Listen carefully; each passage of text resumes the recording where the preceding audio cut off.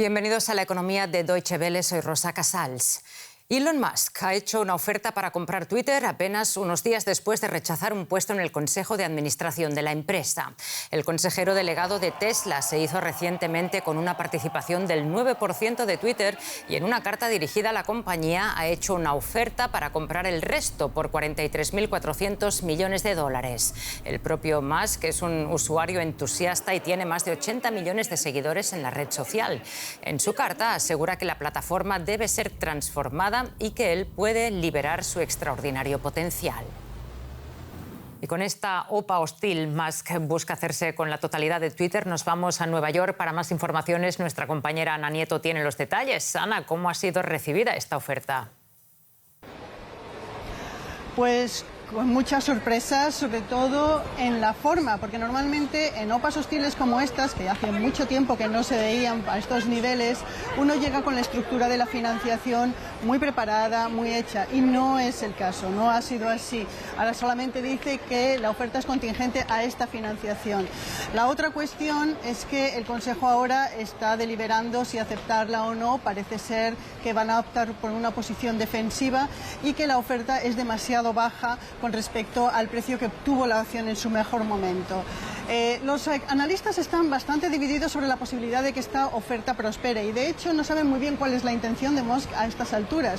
Una de las cosas que están considerando es que esto sea un pulso que está haciendo a la SEC, al regulador de los mercados, con el que tiene una muy mala relación, casi legendaria, por las acciones, cómo maneja las acciones de Twitter y las acciones de Tesla. Por otro lado, y en otro orden de cosas, lo que se teme mucha gente por aquí es que pueda al frente de Twitter abrir la plataforma a quienes han sido echados de ella, como por ejemplo el presidente Donald Trump. Y por último, quien se está considerando también es, si él se dedica a Twitter, quién se va a dedicar a Tesla y a SpaceX. Ana, en una charla pública hoy mismo, Musk ha dicho que no está seguro de si puede comprar la empresa. ¿Es el hombre más rico del mundo y realmente no puede? Musk es el hombre más rico del mundo, pero él muchas veces dice que no tiene dinero y realmente la mayor parte de su fortuna está en acciones de Tesla.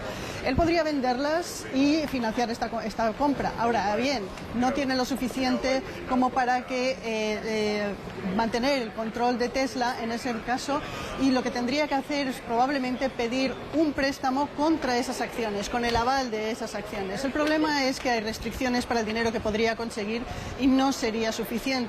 Además, Musk ha quemado bastantes barcos aquí en Wall Street, con muchos de los bancos de inversión aquí. Estaría por ver quién le iba a dar ese préstamo.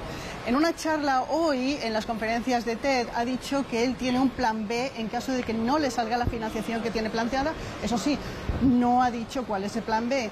Y por otro lado, ha vuelto a arremeter hoy, un día como hoy, en el que ha presentado una OPA hostil contra la SEC, contra el regulador de los mercados, a los que ha llamado bastardos. Muchas gracias, Ana Nieto, desde la Bolsa de Nueva York. Hasta pronto.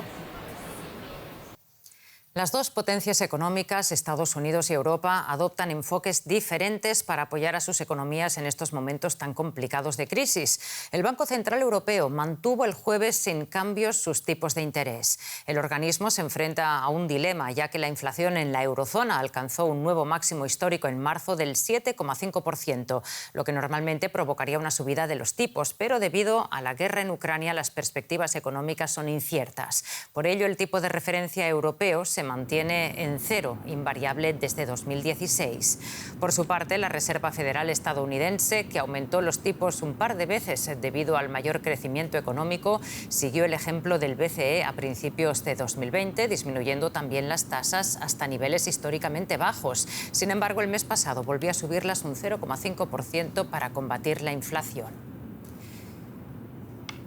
Y las sanciones de Occidente contra Rusia por la invasión de Ucrania han desplomado las bolsas globales y con la incertidumbre de esta guerra y la inflación marcando máximos en varias economías mundiales y el temor a la estanflación en Estados Unidos, el oro vuelve a jugar un papel fundamental como valor refugio. De acuerdo con un informe del United Overseas Bank de Singapur, la tendencia se mantendrá al menos hasta que se estabilice la situación en Ucrania. A las joyerías de Sudán les va bien. El país del noreste de África sufre las consecuencias de una larga guerra civil. El oro se considera un depósito de valor, un refugio seguro en tiempos inciertos. Pero no solo los sudaneses compran el metal precioso. Los rusos también lo hacen a gran escala, no en las joyerías, sino directamente en las minas sudanesas, según informan los medios locales. La fiebre del oro en Rusia podría ser una forma de protegerse contra las sanciones de Occidente. El precio del metal precioso ha subido alrededor de un 10% desde el inicio de la guerra en Ucrania. El Banco Central de Rusia posee actualmente unas 2.300 toneladas. Es el quinto país con mayores reservas de oro del mundo. Según el Consejo Mundial del Oro, en los últimos 10 años ningún país ha comprado tanto oro como Rusia. Pero a Rusia le resulta cada vez más difícil venderlo. Londres, el mayor centro de comercio del oro, ha suspendido las compras a Rusia debido a la guerra contra Ucrania. Sin embargo, sigue habiendo otras opciones para el comercio. En China, por ejemplo, o en la India. El Banco Central ruso aún no necesita venderlo. El Kremlin podría utilizar sus reservas para garantizar los depósitos en los bancos que sufren las sanciones occidentales. La proporción de oro en las reservas de divisas del país se sitúa en el 23%, un porcentaje muy elevado. China ocupa el segundo lugar, seguida de Japón y Alemania. Gran parte de las reservas de divisas de Rusia están congeladas a causa de las sanciones. Las crecientes reservas de oro han permitido a Moscú independizarse un poco más del dólar estadounidense y del euro. Sin embargo, el metal precioso es pesado y difícil de transportar, así que no todo se puede pagar en oro. De América Latina destacamos que la petrolera brasileña Petrobras nombró este jueves como nuevo presidente de la compañía al candidato del gobierno y tecnócrata José Mauro Coelho. Esto después de que el presidente de Brasil, Jair Bolsonaro, destituyera semanas antes a su predecesor. Pese al cambio en la directiva, el precio de los combustibles ha continuado en aumento en marzo hasta alcanzar un 6,7%, una tendencia que acumula en 12 meses un encarecimiento de cerca del 28%. La postulación de Coelho por parte de la administración de Bolsonaro ocurre después de que el mandatario se mostrara crítico con el alza en los precios de los hidrocarburos desde el comienzo de la invasión rusa de Ucrania. Una situación que se suma a la incesante inflación en el país y que podría restar popularidad a Bolsonaro de cara a su reelección en los comicios presidenciales de octubre. Alrededor de un tercio de los 33 millones de habitantes de Perú vive con menos de $3 al día. La inflación ha disparado los precios de los alimentos y el gas también se ha encarecido por la guerra de Ucrania. El Congreso aprobó esta semana una ley que permite exonerar de impuestos alimentos de mayor consumo para atenuar así el impacto inflacionario. Pero son muchas las mujeres de suburbios pobres que cocinan juntas para poder alimentar a sus familias. En las colinas sobre Lima, un grupo de mujeres se reúne cada día para satisfacer de forma conjunta la necesidad más básica, una comida. Compran lo que su bolsillo les permite y lo cocinan en una denominada olla común. Así pueden comer lo suficiente cada día. Es una estrategia de supervivencia que comenzó en muchos de los suburbios empobrecidos de Lima con la pandemia. Ahora es incluso más necesario. La inflación más alta en 25 años encarece cada vez más la comida para los pobres del país. Muchos culpan al bastante impopular movimiento izquierdista de Pedro Castillo. Las protestas contra el gobierno son cada vez más violentas. Porque ahorita las cosas están caras, todas las cosas están caras, han subido. Este gobierno ahorita que está, para nosotros no está bien. La guerra en Ucrania juega un papel destacado, porque el precio del gas también se ha vuelto prohibitivo.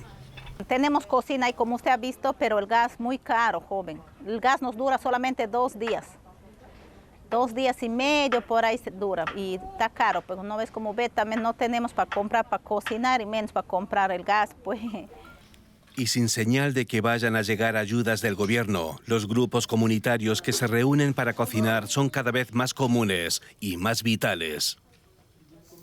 Vamos con un resumen de otras noticias económicas que también destacamos a esta hora. El presidente chino Xi Jinping ha enfatizado que su país debe mantener su estricta política de cero COVID, dando carpetazo así a especulaciones de que las medidas antipandémicas en vigor podrían relajarse. Grandes ciudades del país como Shanghái están confinadas, medida que está teniendo un creciente impacto sobre la segunda economía mundial.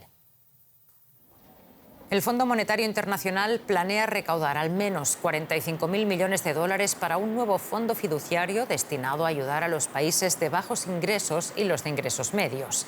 Su objetivo es apoyarlos así a enfrentar desafíos como las pandemias y el cambio climático. Según la directora del FMI, Kristalina Georgieva, esto permitirá la redistribución de recursos desde los países más ricos a los más vulnerables en un momento en el que buscan apoyar la recuperación económica mundial. Bueno, y desde que comenzó la guerra en Ucrania, ya lo hemos dicho varias veces, los precios mundiales del trigo han subido enormemente. El conflicto, en lo que a veces se denomina el granero del mundo, está teniendo las mayores repercusiones en los países en desarrollo que dependen de las exportaciones ucranianas. En Túnez, la harina está siendo ya racionada. La fila es larga y panes hay pocos. La panadería está ya casi vacía. Túnez compra el trigo de Ucrania, pero el suministro ha bajado tanto que apenas hay pan, y el poco que hay es caro y se raciona. También se vacían los estantes en los supermercados. Falta aceite de girasol y harina. El Estado ya no puede comprar en grandes cantidades, así que raciona con la esperanza de que los precios vuelvan a los niveles anteriores.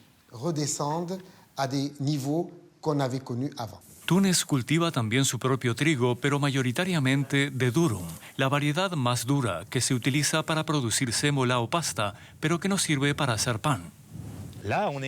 Sí, nos pagan mucho mejor por este tipo de cereal, así que tendemos más a este que al trigo blando. El precio de la barra ya se ha duplicado, lo que demuestra que una guerra en uno de los grandes proveedores de trigo tiene un claro impacto en el resto de países europeos, por alejados que estén. Y esto es todo por el momento en el espacio de economía. Pueden seguir estas y otras noticias en nuestra página web o en redes sociales. Gracias por acompañarnos un día más y hasta la próxima. Cuídense mucho.